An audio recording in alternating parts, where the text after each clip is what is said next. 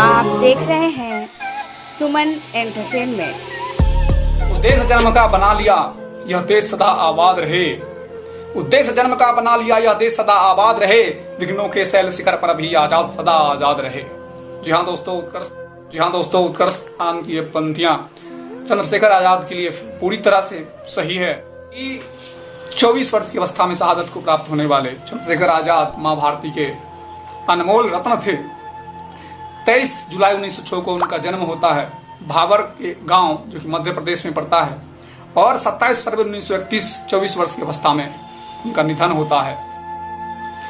दोस्तों, आज हम गौर करेंगे उस अमर पुत्र भारत माता के जीवन को जानते हुए उनके जीवन से हम क्या सीख सकते हैं। तो मैं जो लाया आप लोगों के लिए वो 5 पॉइंट में उसको बताने का प्रयास करूंगा, जो मुझे लगता है। कहने को तो बहुत सारी बातें हैं, लेकिन मैं वीडियो बहुत लंबा भी नहीं होना चाहिए। तो आइए 5 चीजें हम लोग क्या उनके जीवन से सीख सकते हैं। पहली बात कि महान लक्ष्यों के लिए शुरुआत आरंभ में करनी पड़ती है। जी हाँ, आपको पता होगा जब उनको 15 कोड़े लगाए गए थे देश क्रांतिकारी गतिविधियों में शामिल होने के कारण, देश रक्षा की गतिविधियों में शामिल होने के कारण, जब अंग्रेजों के द्वारा उन्हें 15 कोड़ों की सजा दी गई थी, उस समय उन्होंने अपना नाम आजाद किया था, आजाद टाइटल जोड़ा था। तो उनकी उम्र मात्र 15 साल थी। बहुत पहले करनी पड़ती है। दूसरी बात, निर्ममता जरूरी है कुछ बड़ा करने के लिए। उनके माता पिता बुजुर्ग हो गए थे। उनके दोस्तों ने कहा कि भाई तुम्हारे माता पिता गांव बहुत बुजुर्ग हैं, उन्हें कुछ पैसा वो सब भेजा करो, क्योंकि संगठन और काकोड़ी कांड में सरकारी खजाना लूटने के बाद चूंकि पैसा बहुत आ गया था संगठन के पास, तो उन्होंने क्या कहा, अगर बहुत ज्यादा जरूरी है तो मेरा रिवॉल्वर ले जाओ। बहुत सारे गरीब माता पिता हैं भारत में, अगर बहुत ज्यादा जरूरी है मेरे माता पिता को तो मेरा रिवॉल्वर ले जाओ और एक गोली माँ को और एक गोली पिताजी को। ऐसी देशभक्ति, प्रणाम है उनकी देशभक्ति को।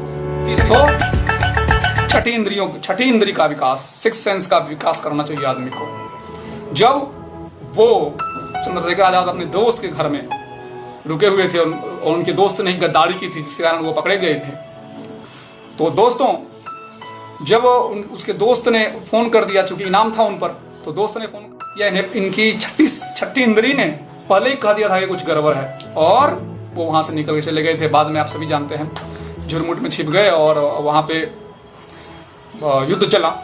युद्ध क्या, बहुत लंबी लड़ाई चली। उधर 80 पदाधिकारी, पुलिस पदाधिकारी, इधर अंग्रेजों से संभाल लेते अकेले चंद्रशेखर आजाद। 32 मिनट तक लड़ाई चली। सोचिए, 80 उधर, एक इधर। उसके बाद देखिए समय के अनुसार परिवर्तन, ये भी उनके जीवन से हमें सीखने को मिलता है।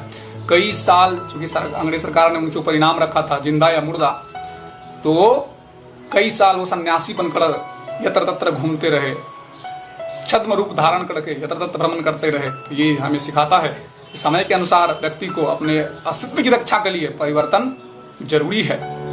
और थोड़ा सामना, उसके बाद कितना जिया ये नहीं महत्वपूर्ण है, जितना जिया उसको किस तरह से जिया ये बहुत महत्वपूर्ण है। आप सभी जानते हैं 39 वर्ष की अवस्था में विवेकानंद ब्रह्म को प्राप्त हुए। 18 साल की अवस्था में खुदीराम बोस शहादत को प्राप्त हुए। 23 साल की अवस्था में भगत सिंह और 24 साल की अवस्था में स्वयं चंद्रशेखर आजाद। तो दोस्तों, हम कितना जीवन जिए ये महत्वपूर्ण नहीं है, जीवन कब कैसा जिए, देश के लिए हमने क्या किया, औरों के लिए क्या किया। कीर्ति यस्य सा जीवति, जिसकी कीर्ति होती है वो जीवित होता है। तो 115वीं जयंती पर 5 बातों पे हमने गौर किया। इस तरह से बहुत बहुत धन्यवाद आप सबको।